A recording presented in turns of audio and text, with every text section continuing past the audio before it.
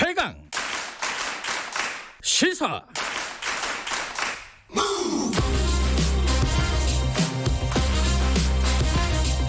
지금 여러분께서는 김경래 기자의 최강 시사를 듣고 계십니다. 네, 코로나19 확진자 수가 조금 안정세를 보이고 있긴 하지만 아직은 좀 안심할 단계는 아닌 것 같습니다.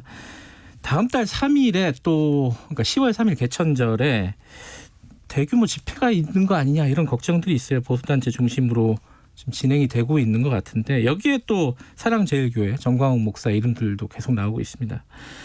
정광욱 목사가 퇴원 코로나19 확진 이후에 퇴원한 다음에 이 얘기했어요. 문재인 대통령이 사과하지 않으면 순교하겠다. 한 달의 시간을 주겠다. 순교가 뭐냐? 대규모 집회하자는 건가? 아니면 여러 가지 다른 상황들에 대한 포석인가? 한국 개신교는 이 상황을 어떻게 바라보고 있는가? 정광욱 전 CBS 대기자, 지금은 YTN 뉴스가 있는 저녁 앵커십니다. 죄송합니다. 정광욱이 아니라 변상욱 전 CBS 대기자, YTN 앵커 스튜디오에 모셨습니다. 안녕하세요. 예, 안녕하십니까. 반갑습니다. 예, 아이고. 제가 왜 그런지 모르겠습니다. 비 많이 오던가요, 밖에? 이제 꽤 내리기 시작하고 있습니다. 그래요? 예. 서울도 이제 막 오기 시작하는 네. 모양이네요. 한 점심때쯤에 엄청 내린다고 하는데 다들 그렇습니다. 조심하시기 바라겠습니다.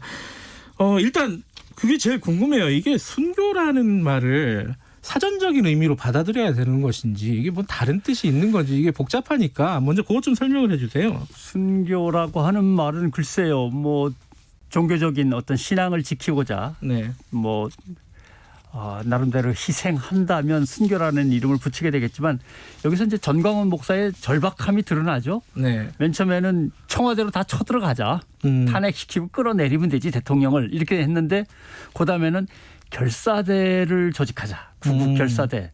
그래서 점점점 쳐들어가자 해서 결사대. 그러니까 여기서도 일단 우리가 좀 어려우니까 목숨을 걸어야 된다는 뜻이 담겼는데 그다음에는 그냥 내가 순교한다. 이렇게 점점점 범위가 좁아지면서 움츠러들기 시작하는 거죠. 아하. 예, 범위로 보면 그렇고. 예. 근데 그럴 수밖에 없는 게 도와줘야 될 사람들. 그러니까 미래통합당 국민의힘으로 바뀌었습니다마는 보수 야당도 얼른 꼬리 자르고 손을 분명히 그어버리고 네. 같은 정당 소속으로 총선을 치렀던 김문수 씨라든가 네. 전 국정원장 김승규 씨라든가 조용히 아무 말도 안 하고 있고 거기다가 원외로 약간 벗어난 듯한 느낌입니다만은 뭐 황교안, 민경욱, 김진태, 뭐 홍준표, 김무성 아무도 나서주는 사람은 없는 거고 그러니까 결국은 자기가 무언가를 보여서 대중의 힘을 끌어내야 되니까 네. 순교 코스프레를 했다고 봐야겠죠. 예. 그리고 이런 거예요. 어떤 스토리텔링, 서사가 필요합니다. 예. 대중을 끌어들이려면. 예. 그러니까 보나마나 보석은 취소되고 다른 혐의로 구속 수감될 가능성도 커졌으니까 미리 순교라고 서사를 만들어 놓고 대중들이 거기에 열광하면서 감동하게 해놔야 왜냐하면 순교는 기독교적 가치로는 최고의 가치거든요. 그러니까 그러면은 기독교 신도 대중들이 자기를 계속 지지할 거고 그래야만 기독교권에서 또는 정치권에서 그 대중들의 지지를 등에 업고 자기가 어느 정도의 일정한 지분을 계속 유지할 수 있고 미리 포석을 깔아놓고 있다 이렇게 봐야겠죠. 지금 그 이단 판정을 한다 개신교계에서요. 그게 어디까지 진행이 됐고 이번에 순교 얘기한 게 요거랑 또 연결되는 거 아니냐 이런 생각도 들고. 예. 그렇습니다. 기독교 역사에서 이단으로 판정받아서 희생된 어떻게 보면 순교일 수도 있는데 수많은 부류가 있었거든요. 왜냐하면 정통이라는 게 있고 정통에서 크게 벗어날 경우 전부 다 이단으로 해서 심판을 받아왔으니까 자기를 얼른 거기다가 서사적으로 대입시킬 수도 있죠. 그다음에 지금 이단은 주요 8개 기독교 개신교 교단의 이단 대책위원회가 지난해 8월이니까 1년 전에 이미 이단성이 너무 농후하다고 전광훈 씨에 대해서 뭔가 여러 가지 조치가 있습니다마는 교류의 금지, 만나지 말자. 그다음에 예를 들면 경계 감시, 주의 이런 단계 어떤 단계이든 간에 조치를 취해야 된다라고 보고서를 올렸어요. 1년 전에요 벌써? 네, 1년 전입니다. 예. 그리고 전광훈 씨가 회장으로 있던 네. 한국기독교총연합회 네. 올해 2월 달에 이건 누가 봐도 이단성이 농후해서 쫓아내야 된다라고 자기네끼리 이미 나름대로 내정된 보고서를 갖고 있어요. 예. 그 촉구까지 했습니다. 네. 그런데 문제는 교단의 이단 대책위원회나 심판위원회는 이렇게 생각을 하는데 그 위에 지도부들이 잘 안 움직이는 거죠. 아 그래요. 예, 민기적 되는 겁니다. 예. 왜냐하면 일단 전광훈 씨와 함께 해왔으니까 그렇죠. 여러 가지 보수적인 또는 여러 가지 정치권으로 진입하려는 시도들을 원로 목사들과 전광훈 씨가 한 팀이 됐었고 네. 그거를 보면서 교단들도 어느 정도 그냥 묵인하면서 여기까지 왔고 실제로 교단에서 지도부가 결정을 하려면 총회를 열거나 실행위원회를 열어야 되는데 거기 참석하는 목사와 장로들의 수준이라는 것은 나이도 많고 반공 이념이 투철하고 이미 전광훈 씨와 상당히 결을 같이 하는 사람들이 많아서 네. 어렵습니다. 그리고 전광훈 씨를 지지하는 원로들이 대부분 이미 그 교단의 총회장을 지내신 어른들이고 네. 주로 이북에서 피난 내려온 피난민이 많습니다. 네. 서북파라고 우리가 흔히 얘기하죠. 예. 그래서 쉽게 움직이기가 좀 어려울 거고 뭐 어제 모 방송에서 그런 보도가 나왔습니다만 전광훈 씨의 발언이 나왔습니다만 내가 그 원로들 맨날 용돈 드렸지라고 하는 결속관계 이것까지 감안하면 쉽지는 않은 거죠. 지금 쉽지는 않다. 예. 근데 이건 좀 복잡한 얘기긴 한데 좀 간단하게 얘기하시면은 예. 뭐가 이단이에요, 이 사람이? 하나님이 나한테 카톡으로 맨날 뭐 얘기를 보내거나 전화를 하셔갖고 이래라 저래라 하신다. 아 그렇게 얘기해요? 그렇게 얘기하면은 이걸 직통 계시라 그래가지고 이단으로 칩니다. 아. 예, 신비주의 이단으로 간주합니다. 아하. 정광훈 씨는 뭐 내가 하나님한테 물어보니까 이런 식으로 대답하더라라는 얘기는 수없이 했고 까불면 하나님도 나한테 혼나지. 맞아요. 예. 그 얘기했어요. 이거는 예. 성령의 본체를 언급하는 것은 이것도 이단으로 간주합니다. 하나님과 맞먹는다고 자기가 스스로. 스스로를 성령으로 예. 생각한다는 거예요. 그다음에 성경은 개신교에서는 66권으로 돼 있습니다. 예. 그중에 5권은 모세가 썼다고 하는 건데 창세기부터 앞에 부분. 앞에 부분이죠. 예. 네.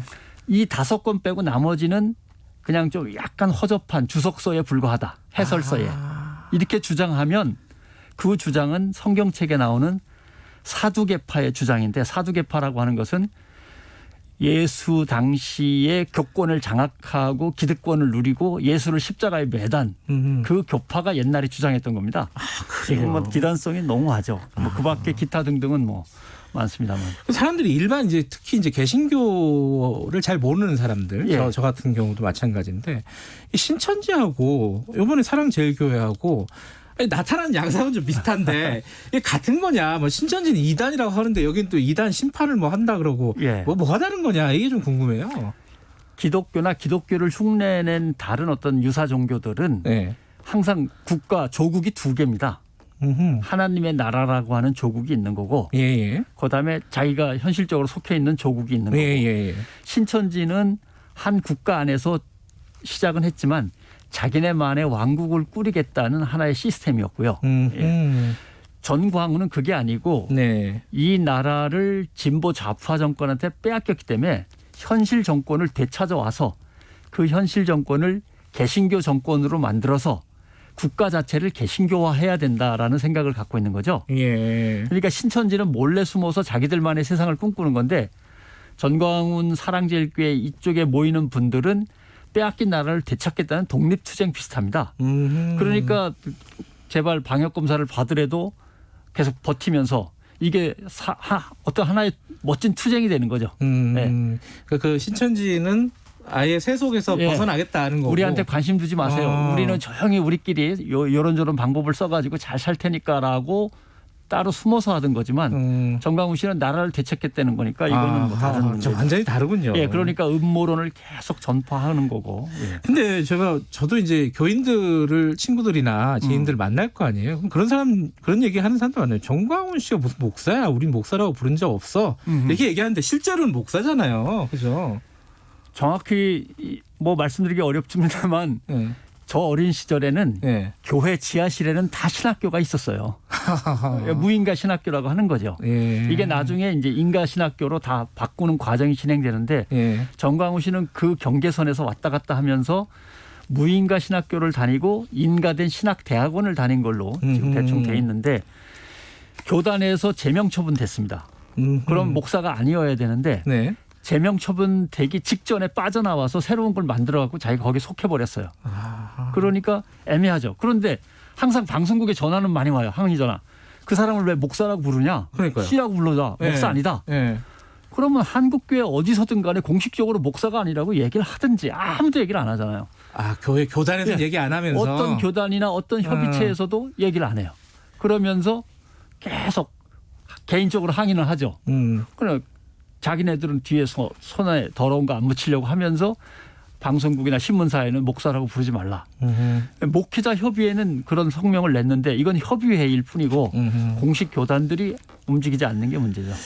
궁금한 거는 이 정광훈 목사라는 사람이 굉장히 좀 특이하잖아요. 좋게 말하면은 예. 특이하기도 하고 어떻게 보면 잘 이해가 안 되는 행태들을 벌이고 그런데 교인들은 굉장히 추종하지 않습니까? 열광적으로. 예. 지금 문 닫았는데 계속 교회 가고. 교인들이 추종할 만한 키워드를 확보하고 있는 거죠. 어떤 거죠? 일단은 대단히 죄송합니다만은 예. 여성 비하. 아. 남자들한테 먹혀요. 뭐 속옷을 어떻게 해라 뭐 뭐 이런 그런 말. 것들. 예. 그다음에 교회에서 나름대로 무비판적으로 교회에서 하는 모든 얘기를 받아들이도록 이미 세뇌되어 있는 신도들은 남녀 가릴 거 없이 목사의 카리스마에 그냥 빠져드는 그루밍 상태에 놓이는 경우도 있고 예. 그다음에 반공이 거기에 있고 예. 반이슬람 반동성애 예.